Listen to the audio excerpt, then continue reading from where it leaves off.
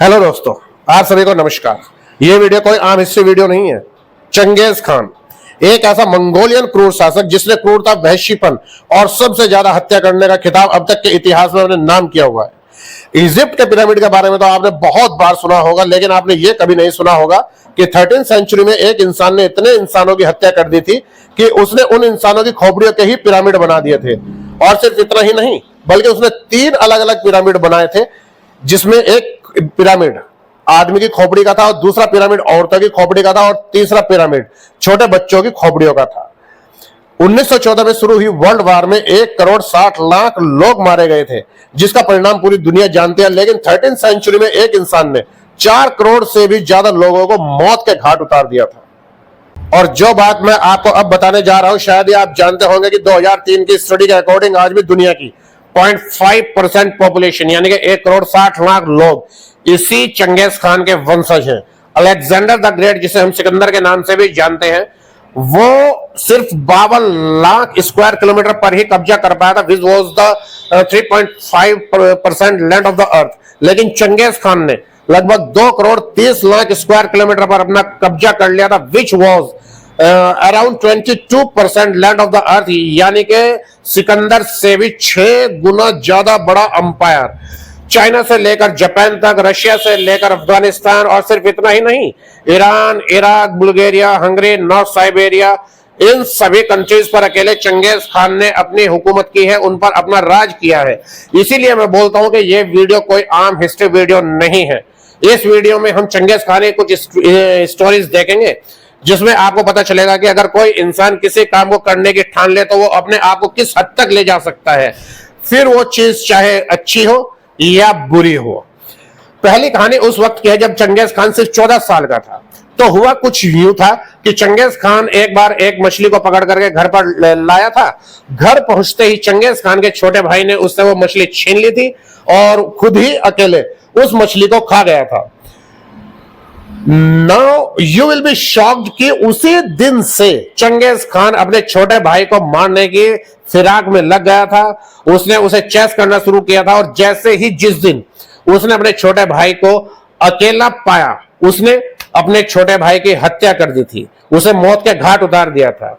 अब आप खुद ही आइडिया लगा सकते हैं कि जो इंसान सिर्फ 14 साल की उम्र में इतना बड़ा कांड कर सकता है, तो जब वो बड़ा होगा तो फिर उसने क्या क्या कांड किए होंगे। और अब अगली कहानी शुरू यहां से होती है कि 1223 में मंगोल और रशिया के बीच में एक युद्ध हुआ था, जिसे बैटल ऑफ कलका रिवर भी कहते हैं। और इस युद्ध में चंगेज खान और उसकी सेना ने रशिया की सेना को बहुत बुरी तरह से हरा दिया था और साथ ही उनके शहरों पर कब्जा भी कर लिया था। फिर चंगेज खान के डर से रशिया की सेना के जितने भी जनरल थे और जितने भी लीडर्स थे, सबने चंगेज खान के सामने सरेंडर कर दिया था। लेकिन असली कहानी इसके बाद शुरू होती है। अब इतना बड़ा युद्ध जीता है तो जश्न होना तो लाजमी बनता है। तो चंगेज खान की सेना एक बहुत बड़ा लकड़ी का गेट उठा करके लेकर के आई और जिन जनरल और लीडर्स ने चंगेज खान के सामने सरेंडर किया था, उन सभी लीडर्स और जनरल को उस बहुत बड़े और बहुत वजनी गेट के नीचे जिंदा लेटा दिया था। और उस गेट के ऊपर बैठकर तब तक चंगेज खान की सेना ने दारू पी थी, जब तक दबने की वजह से उन सभी जनरल और लीडर्स की मृत्यु नहीं हो गई थी। तो इतना क्रूर था चंगेज खान। फरवरी 2221 में तुर्कमेनिस्तान के शहर पर एक बार चंगेज खान ने आक्रमण किया था और इस आक्रमण में चंगेज खान ने अपनी सेना को यह आदेश दिया था कि इस शहर के ज्यादा से ज्यादा जितने भी लोगों को मारा जा सकता हो उसे उन्हें मार दो। और इस आक्रमण के बारे में पर्शियन हिस्टोरियन ने लिखा है कि उस वक्त चंगेज खान की आर्मी ने मर्व शहर के लगभग 13 लाख से ज्यादा लोगों को मौत के घाट उतार दिया था। और इस आक्रमण के ठीक 2 महीने बाद जो आक्रमण चंगेज खान ने किया था, उसके बारे में सुनकर तो आपकी रूह कांप जाएगी। अप्रैल 1221 में चंगेज खान ने निशापुर शहर पर जब आक्रमण किया था, उसमें चंगेज खान ने इंसान तो क्या, कुत्ते और बिल्लियों को भी जिंदा नहीं छोड़ा था। 1221 में निशापुर यानी कि आज का ईरान में मंगोल की सेना ने आक्रमण किया था, जो कि चंगेज खान की सेना थी। और इस सेना को चंगेज खान का सख्त आदेश था कि इस आक्रमण में निशापुर का कोई भी इंसान और जानवर जिंदा नहीं बचना चाहिए और इसलिए मंगोल की सेना ने निशापुर में किसी को भी जिंदा नहीं छोड़ा था। और इस आक्रमण में चंगेज खान ने सिर्फ 1 घंटे में लगभग 17,18,000 लोगों को मौत के घाट उतार दिया था। और बात सिर्फ यहीं पर खत्म नहीं होती है, बल्कि मरे हुए इंसानों के सर काटकर चंगेज खान ने 3 पिरामिड बनवाए थे, जिसमें एक पिरामिड सिर्फ आदमी की खोपड़ी का था, दूसरा पिरामिड सिर्फ औरतों की खोपड़ियों का था और तीसरा पिरामिड छोटे छोटे बच्चों की खोपड़ियों का था। और अब मैं आपको चंगेज खान की मौत से जुड़ी एक बहुत ही इंटरेस्टिंग स्टोरी बता रहा हूं, जिसे सुनकर के आपके रोंगटे खड़े हो जाएंगे। जितने भयंकर कांड चंगेज खान ने अपने जीवित रहते नहीं किए, उससे भयंकर कांड चंगेज खान की मौत के बाद हुए। 25 अगस्त 1227 को चंगेज खान की मौत हो गई थी, लेकिन यह मौत किस कारण से हुई यह आज तक किसी को नहीं पता। And the history of yuan के एक डॉक्यूमेंट के अकॉर्डिंग चंगेज खान 8 दिन तक बीमार रहा था और इसी बीमारी के कारण चंगेज खान की मौत हुई थी।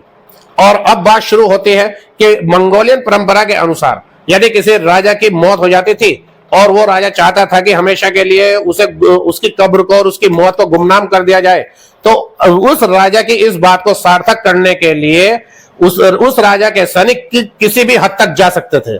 तो जब चंगेज खान की मौत हुई और चंगेज खान के सैनिक चंगेज खान को उसके राज्य ले जा रहे थे, तब रास्ते में आने वाले हर इंसान को चंगेज खान के सैनिकों ने मौत के घाट उतार दिया था, ताकि किसी को भी जरा भी भनक ना लगे कि चंगेज खान की कब्र कहां पर है। और जब चंगेज खान के सैनिक चंगेज खान के शव को लेकर उसके राज्य में लेकर के चले गए, तब उसके अंतिम संस्कार के लिए चंगेज खान के सैनिकों ने लगभग 2000 नागरिकों को इनवाइट किया था। और जब 2000 सैनिक वहां पर आ गए थे, तब 2000 सैनिकों को सिर्फ इसलिए मौत के घाट उतार दिया था कि ताकि वहां पर लगभग 2000 कब्र बनाई जा सके और उन्हीं के बीच में कहीं को चंगेज खान को भी दफनाया जा सके। तो इतने क्रूर थे चंगेज खान के सैनिक भी। और इतनी सारी कब्र बनाने के बाद में ऐसा बताया जाता है कि लगभग एक पूरे दिन 1000 घोड़ों को उस जमीन पर दौड़ाया गया था ताकि वो भूमि सामान्य हो जाए। और हकीकत में आज तक कोई भी नहीं जान पाया है, किसी को पता भी नहीं है कि चंगेज खान की कब्र कहां पर है। तो ये थी चंगेज खान के कुछ जीवन से जुड़ी बातें। आपको कैसी लगी आप बताइएगा, कमेंट जरूर कीजिएगा। और आपसे दोनों हाथ जोड़ करके रिक्वेस्ट है कि मेरे इस चैनल को सब्सक्राइब जरूर कर दीजिएगा, मुझे इसकी बहुत बहुत जरूरत है। आने वाले समय में आपको एक से एक स्टोरी सुनाऊंगा।